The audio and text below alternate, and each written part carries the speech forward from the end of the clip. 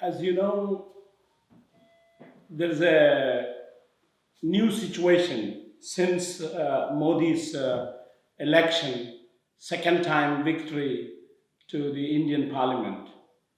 Of course, many analysts thought that Modi would lose in the elections because of the regressive 5 years term from 2014 to May 2019, because which is very true in the sense that Modi did not fulfill any of his promises, let alone the promises, but in fact, the entire country saw progressively degenerating into a civil war like situation in the country. I mean, as we know that the regime started with Ghar Wapsi, that is bringing back the so-called bringing back of the Dalits to the Hindu fold, and also threatening Muslims to take the religion of Hinduism. And also later we also saw the grotesque situation of people getting killed just because they eat beef. We saw the infamous murder of Akhlaq in Madhya Pradesh, where he was accused of keeping beef in the fridge of his house, which later turned out to be lamb's meat. But anyway, and also we saw various attacks on the people of on the people, particularly the Dalits, the tribals, and the other minorities around the country, even in the south, where especially in Karnataka and other places, especially in Karnataka, the attacks on Muslims and Dalits was quite rampant. And in Uttar Pradesh, where there is a significant population, the biggest population of Muslims in Uttar Pradesh, there the election of new chief minister, or the BJP getting elected on the wave of the riots in Muzaffarnagar, bringing the mad monk, Hindu monk, so-called monk, Yogi Adityanath, as the chief minister, has vitiated the atmosphere into such a fashion that today it is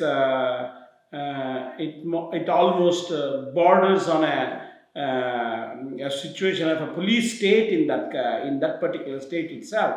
So in such a fashion, not only the social degeneration of the situation into a chaotic position, even in terms of the promises of in relation to the jobs, in relation to other economic issues, I think nothing has been done. Modi promised 2 million jobs every year, but where are the jobs? The unemployment is standing at a 45-year high in the current situation. So, in this context, in this regressive context, everybody thought that Modi may not win the elections. And one most crucial factor which we should mention, that in 2016 Modi brought in the demonetization, what in ordinary terms known as note ban. 86% of the currency notes, especially of 1,000 and 500 notes, were demonetized, banned overnight, and that put a lot of difficulty in the day-to-day lives of the ordinary poor people, and which saw more than 180 deaths taking place because of the confusion, because of the stampede in the queue, because people were queuing up, especially the elderly and the disabled and others were subject to a lot of hardship, including some of the bank workers who had to face the wrath of the people for the blunder that Modi and his government had done. And apart from that, the question of the goods and services tax, which we call as the great stealer tax, it's like stealing the money of the ordinary people, which put the livelihoods of thousands of people out of jobs. In one estimate, 5 million jobs have been lost between 2016 to 2018. So in 2 years, with this kind of background, it was a right thing. It was pertinent to think that the Modi will not be in a position to come back into power. But what happened was Modi diverted the entire attention on a nationalist plank, on a warmongering plank by attempting to provoke a small skirmish in terms of with Pakistan and under the pretext of terrorism in Kashmir. He sent airplanes to bomb a region called Balakot in the border between Pakistan and India, and that gave an edge to Modi, and also the lack of any unified opposition to Modi, which saw Modi's vote share coming from 31% to 38% from 2014. Now he has secured, the BJP has secured 38% of vote nationally. But apart from that, the number of seats went up from 280 to 303 in the parliament. And that is just BJP alone. If you put the other so-called New Democratic Alliance, with which the other parties with BJP, that puts further big weight of the Modi's regime in the current situation. But one thing we have to say, of course, it is right to say that unlike in the rest of the country, the only state which saw Modi not come to any prominence, Modi's BJP not come to any prominence, is Tamil Nadu. Of course, why that happened, we all know. There is historically Tamil Nadu has stayed a kind of a fort against the communal politics of the BJP. Thanks to political peers of Tamil Nadu like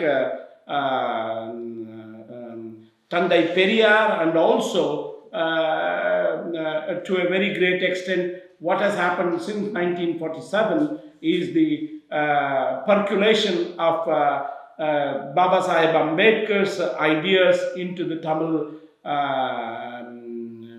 Tamil psyche, particularly amongst the Dalits.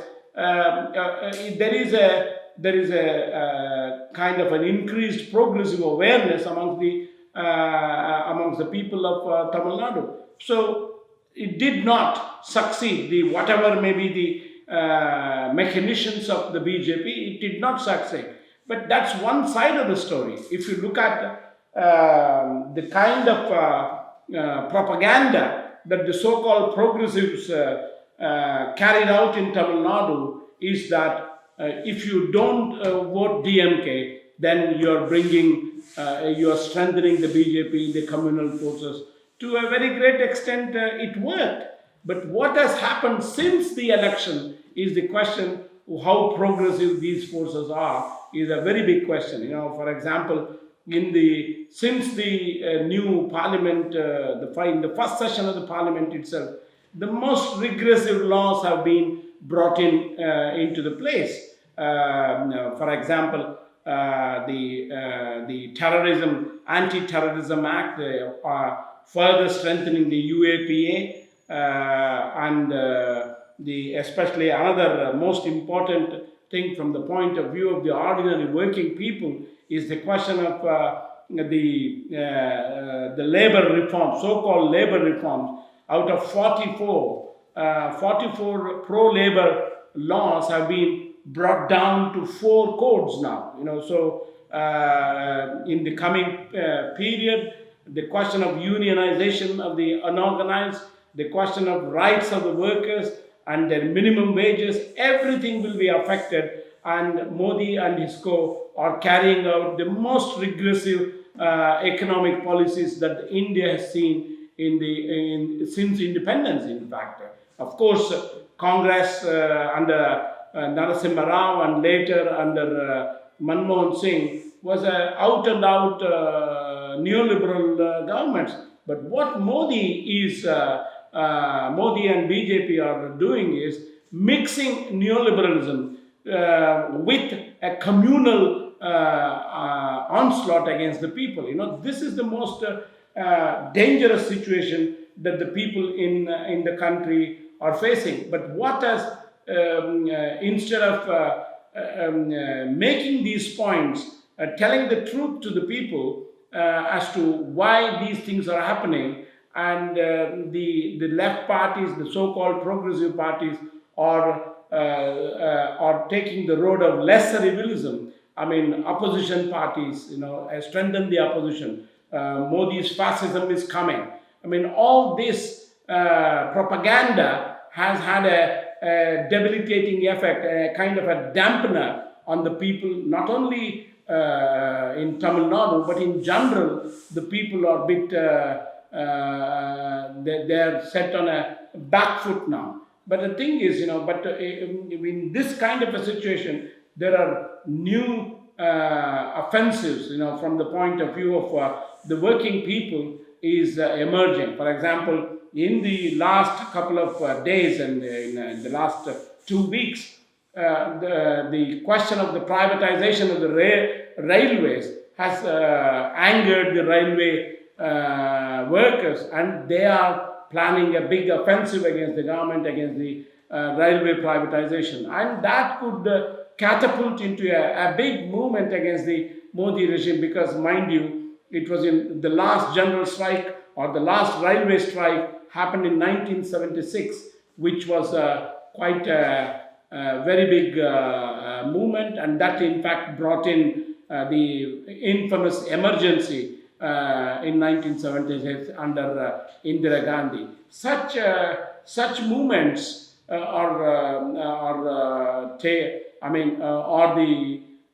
the kind of a beacon of hope, if you like, and also this question of the new labor codes, 4 labor codes, which are the most regressive thing, especially in relation to the minimum wage being, in fact, the minimum wage has been set back. Whatever the Congress government in the past had set in, the minimum wage is in fact cut by 1/3. Can you imagine? Such a situation in the country today, and I think in the coming period, it will be a period of struggle. Of course, in terms of leadership, it is chaotic. The working class do not have at the moment a leadership which should be leading them in struggles and even creating a political alternative to the current Tweedledum, Tweedledee situation of Congress or the BJP at the center, or DMK or the AIDMK in Tamil Nadu, likewise in every other state. So from this abyss, if we have to come out, and if the working class and the other oppressed sections of the population have to emerge victorious, I think the need of the hour, the need of the Indian working class is to not only have massive struggles like general strikes and other things, but launch a political alternative in the form of a new mass workers' party which has a clear program of socialism, and based on that, this situation of Modi's communal majoritarian Hindutva regime, can come to an end. Now that's the perspectives with which the new socialist alternative and the co-thinkers of the comrades of the Tamil Solidarity are working in India and also in Tamil Nadu.